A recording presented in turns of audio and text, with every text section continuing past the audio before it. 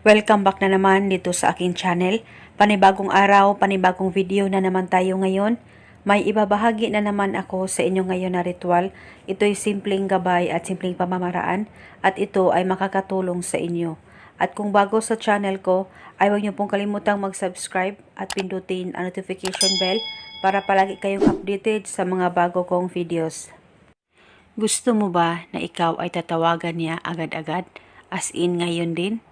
Lalong-lalo na kung biglaan ang hindi pagpaparamdam niya sa iyo.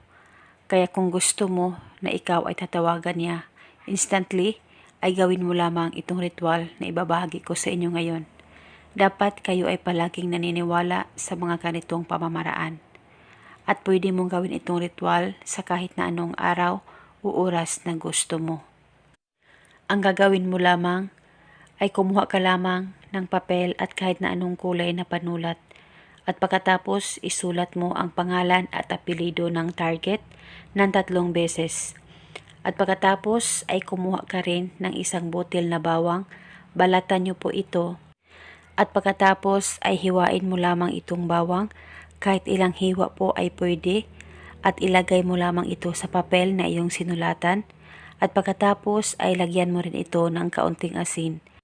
At pagkatapos mo nang malagay ang bawang at ang asin sa papel na iyong sinulatan ng kanyang pangalan at apelido, ay balutin mo lamang ito. At pagkatapos ay hawakan mo lamang itong ritual, ilapit ito sa bibig mo at banggitin mo lamang ang spell na ito. Pangalan at apelido, tatawagan mo ako ngayon din. Paulit-ulit mo lamang itong banggitin, kahit ilang banggit po ng spell ay pwedeng-pwede po. At pwede ka pa magdagdag ng healing, wala pong problema.